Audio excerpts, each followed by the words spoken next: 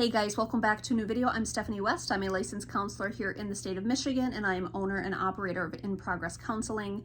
Today we're going to talk about not reality, not truth, but it runs kind of in that same area. What is accurate appraisal of our situation? So what is accurate appraisal of myself? What is accurate appraisal of others? What is accurate appraisal of context and situation? When we talk about anxiety, typically there is a perception of our resources that is misaligned with what the reality is, and so anxiety spikes. And we've talked about that before, kind of the risk resources ratio. So what we're talking about here is, do I see things accurately? Now notice I'm not saying truthfully, because truth has, it depends on the lens that you're looking at. I'm not saying, reality, which however you're perceiving it is the reality in which you're living. What I'm talking about is correct appraisal.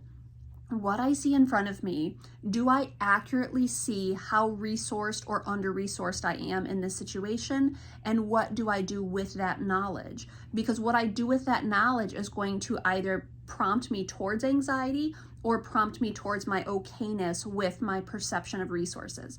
So let's talk through that.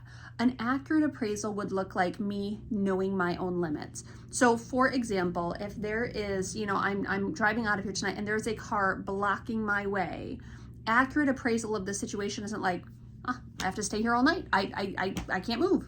Well, and is it true that there's something going on where I have to stay here right now? Yes. Now, is accurate appraisal like, I'm just going to get out of my car and go move it myself? No, that's not accurate appraisal of my strength and my capabilities. So my fear response or my agitation or my high emotionality, it's not appraising the situation well. It's me getting kind of 0 to 100 ticked off or me going 0 to 100 helpless.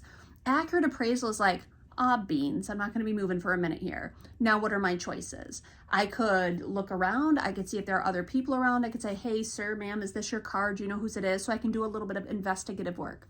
Maybe that yields something.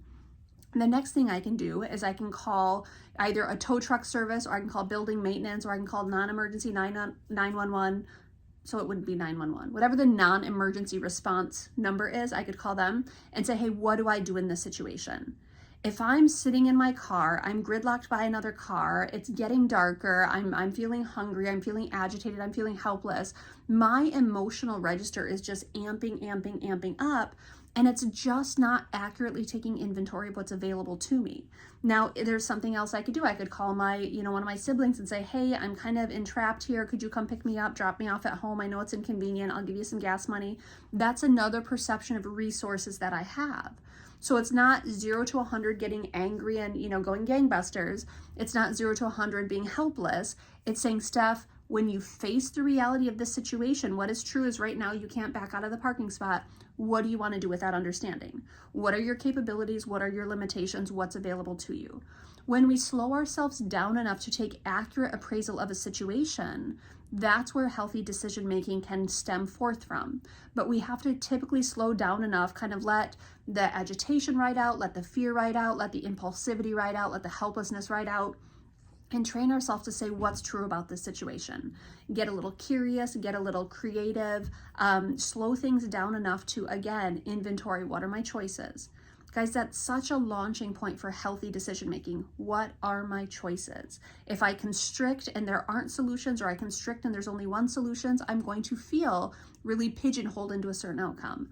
But if I stop to say, okay, I could call a friend, I could go look around, I could call non-emergency, I could call a tow truck, I could call my building manager, I could, call a neighbor, see if they'd come pick me up. There's a lot that I can do. Now, none of them are expedient, convenient, and none of them deal with the nuisance that's going on in the sense of my car is still blocked, but I am not helpless in that situation. I have to take accurate appraisal of the situation, accurate appraisal of what I can do, accurate appraisal of what are my limitations, and let my decisions run from those questions. What can I do here? We want to be asking ourselves that quite often, because the moment I perceive helplessness, that's the moment I'm going to probably tailspin into some really uncute behaviors, into some really volatile emotional spaces. I'm not helpless, but I have to stop long enough to say, Steph, what's going on here? What are your limitations? What's available to you?